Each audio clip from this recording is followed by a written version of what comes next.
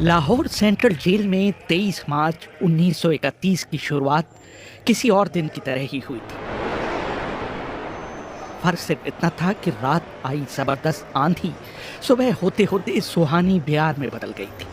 लेकिन जेल के कैदियों को उस समय थोड़ा अजीब सा लगा जब 4 बजे ही वार्डन चरक सिंह ने उनसे आकर कहा कि वो अपनी अपनी कोठरियों में चले जाएं। उन्होंने इसका कोई कारण नहीं बताया। उनके मुंह से सिर्फ ये निकला कि ऊपर से आदेश है। अभी कैदी सोच ही रहे थे कि माजरा क्या है। जेल का नाई बरकत हर कमरे के सामने से फुसफुसाते हुए गुजरा कि आज रात भगत सिंह, राजगुरु और सुखदेव को फांसी दी जाने वाली है। जेल के कैदियों ने बरकत से मनुहार की कि वो फांसी के बाद भगत सिंह की कोई भी चीज उन्हें ला दे, ताकि वो अपने पोतों पोतियों को बता सकें कि कभी वो भी भगत सिंह के साथ जेल में बंद थे। बरकत भगत सिंह की कोठरी में गया और वहां से उनका पेन और कंघा ले आया। सारे कैदियों में उस पर अधिकार जताने की होड़ सी लग गई। आखिर में इसके लिए ड्रॉ निकाला गया। अब सब कैदी चुप हो चले थे। उनकी निगाहें उनकी कोठरी के सामने होकर जाने वाले रास्ते पर लगी हुई थी। भगत सिंह और उनके साथी फांसी पर लटकाए जाने के लिए उसी रास्ते से गुजरने वाले थे। एक बार पहले जब भगत सिंह उसी रास्ते से ले जाए जा रहे थे तो पंजाब कांग्रेस के नेता भीमसेन सच्चर ने ऊंची आवाज कर उनसे पूछा था, आप और आपके साथियों ने लाहौर षड्यंत्र केस में अपना बचाव क्यों नहीं किया?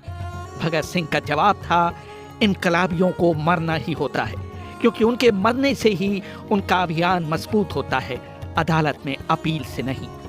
वार्डन चरक सिंह भगत सिंह के खैर ख्वाह थे और अपनी तरफ से जो कुछ बन पड़ता था उनके लिए करते थे। उनकी वजह से ही लाहौर की द्वारकादास लाइब्रेरी से भगत सिंह के लिए किताबें निकालकर जेल के अंदर आ पाती थी। भगत सिंह पर खासा काम करने वाले चमन लाल अपनी किताब भगत सिंह डॉक्यूमेंट्स में लिखते हैं। भगत सिंह को किताबें पढ़ने का इतना शौक था कि एक बार उन्होंने अपने स्कूल के साथी जयदेव गुप्ता को लिखा था कि वो उनके लिए कार्ल लिबनेक की मिलिटरिज्म, लेनिन की लेफ्ट विंग कम्युनिज्म और अपटन सिंक्लेयर का उपन्यास द स्पाई कुलबीर के जरिए भिजवा दें। भगत सिंह जेल की कठिन जिंदगी के आदी हो चले थे। उनकी कोठरी नंबर 14 का फर्श पक्का नहीं था, उस पर घास उगी हुई थी। कोठरी में बस इतनी सी जगह थी कि उनका 5 फीट 10 इंच का शरीर बमुश्किल उसमें समा पाए। भगत सिंह को फांसी दिए जाने से 2 घंटे पहले उनके वकील प्राणनाथ मेहता उनसे मिलने पहुंचे थे। मेहता ने बाद में लिखा था कि भगत सिंह अपनी छोटी सी कोठरी में पिंजड़े में बंद शेर की तरह चक्कर लगा रहे थे। उन्होंने मुस्कुराकर मेहता का स्वागत किया और पूछा कि आप मेरी किताब रिवॉल्यूशनरी लेनिन लाए या नहीं। जब मेहता ने उन्हें किताब दी तो वो उसे उन्हीं के सामने पढ़ने लगे, मानो उनके पास अब ज्यादा समय न बचा हो। मेहता ने उनसे पूछा कि क्या आप देश को कोई संदेश देना चाहेंगे? भगत सिंह ने किताब से मुंह हटाए बगैर कहा, सिर्फ 2 संदेश, साम्राज्यवाद मुर्दाबाद और इनकलाब जिंदाबाद। इसके बाद भगत सिंह ने मेहता से कहा कि वो पंडित नेहरू और सुभाष बोस को मेरा धन्यवाद पहुंचा दें, जिन्होंने मेरे केस में गहरी रुचि ली थी। भगत सिंह के साथी रहे शिव वर्मा अपनी किताब रेमिनिसेंसेस ऑफ फिलो रिवॉल्यूशनरीज में लिखते हैं, मैं भी उसी जेल में था जिसमें भगत सिंह को रखा गया था। एक शाम हमारी जेल के ताले खोले गए और हमसे बाहर निकलने के लिए कहा गया। सरकार चाहती थी कि भगत सिंह की फांसी से पहले हमें वहां से हटा दिया जाए। गेट की तरफ जाने से पहले जेल के सुपरिटेंडेंट ने हमसे पूछा, क्या तुम अपने कॉमरेडों से मिलना चाहोगे? हमें भगत सिंह की कोठरी के बाहर ले जाया गया। उन्हें देखते ही मेरी आंखों में आंसू आ गए। भगत सिंह ने मुझे कहा, ये भावुक होने का समय नहीं है, जल्दी ही मैं सारी चिंताओं से मुक्त हो जाऊंगा। तुम वादा करो कि तुम हार नहीं मानोगे। इतना कहकर उन्होंने सींगचे से अपने हाथ बाहर निकालकर मेरे हाथों को पकड़ लिया। जैसे ही जेल सुपरिटेंडेंट ने ये दृश्य देखा, उसने चिल्लाकर आदेश दिया, मार्च। ये मेरी भगत सिंह से आखिरी मुलाकात थी। भगत सिंह से मिलने के बाद मेहता राजगुरु से मिलने उनकी कोठरी पहुंचे। राजगुरु के अंतिम शब्द थे, हम लोग जल्द मिलेंगे। सुखदेव ने मेहता को याद दिलाया कि वो उनकी मौत के बाद जेलर से वो कैरम बोर्ड ले लें जो उन्होंने उन्हें कुछ महीने पहले दिया था। मेहता के जाने के थोड़ी देर बाद जेल अधिकारियों ने तीनों क्रांतिकारियों को बता दिया कि उनको वक्त से 12 घंटे पहले ही फांसी दी जा रही। अगले दिन सुबह 6 बजे के बजाय उन्हें उसी शाम 7 बजे फांसी पर चढ़ा दिया जाएगा। भगत सिंह मेहता द्वारा दी गई किताब के कुछ पन्ने ही पढ़ पाए थे। उनके मुंह से निकला, क्या आप मुझे इस किताब का एक अध्याय भी खत्म नहीं करने देंगे?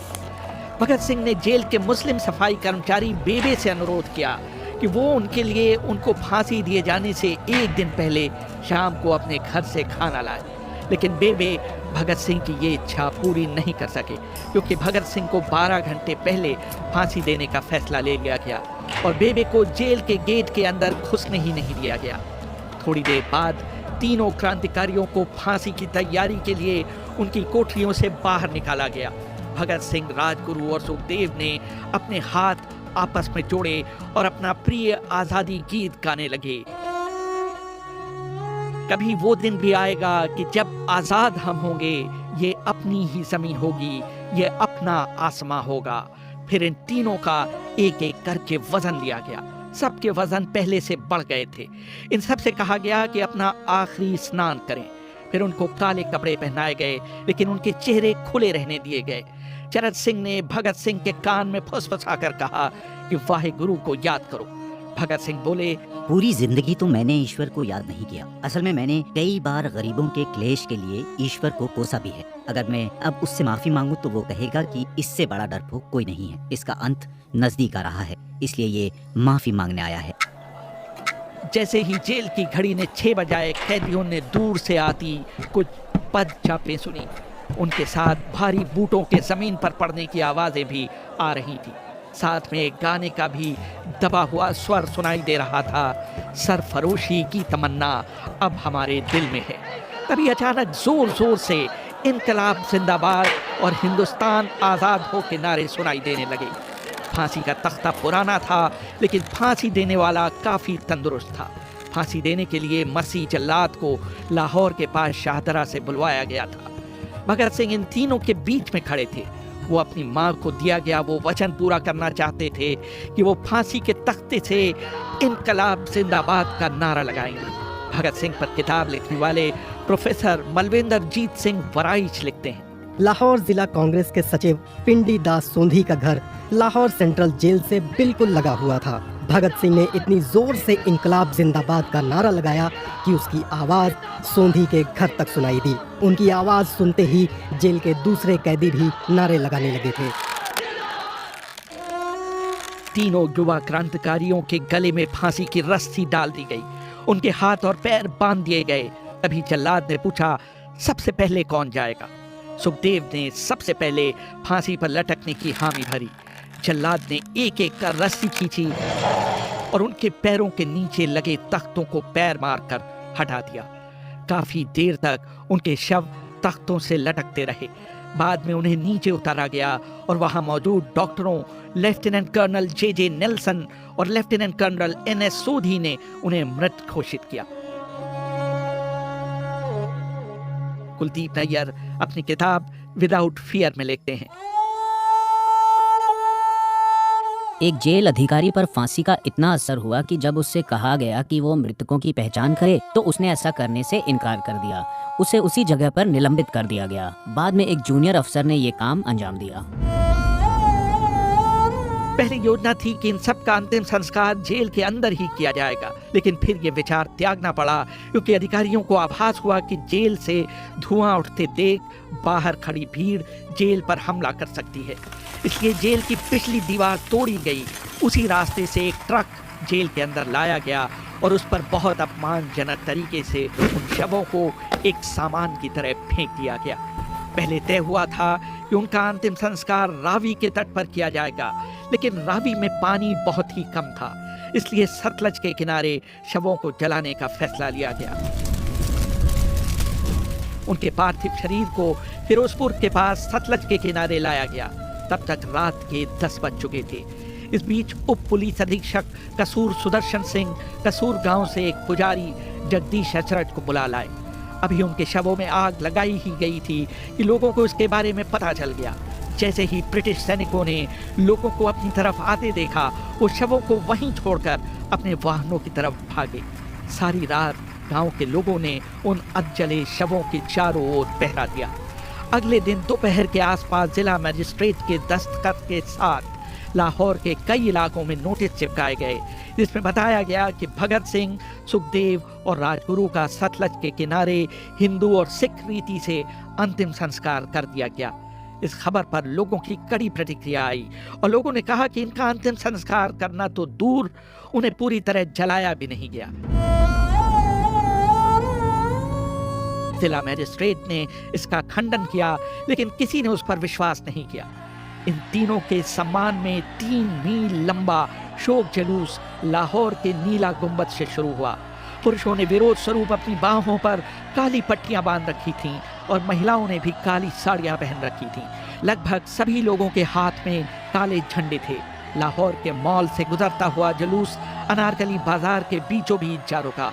यकायक पूरी भीड़ में उस समय सन्नाटा छा गया जब घोषणा की गई कि भगत सिंह का परिवार तीनों शहीदों के बचे हुए अवशेषों के साथ फिरोजपुर से वहां पहुंच गया है। जैसे ही 3 फूलों से ढके ताबूतों में उनके शव वहां पहुंचे, भीड़ भावुक हो गई। लोग अपने आंसू नहीं रोक पाए।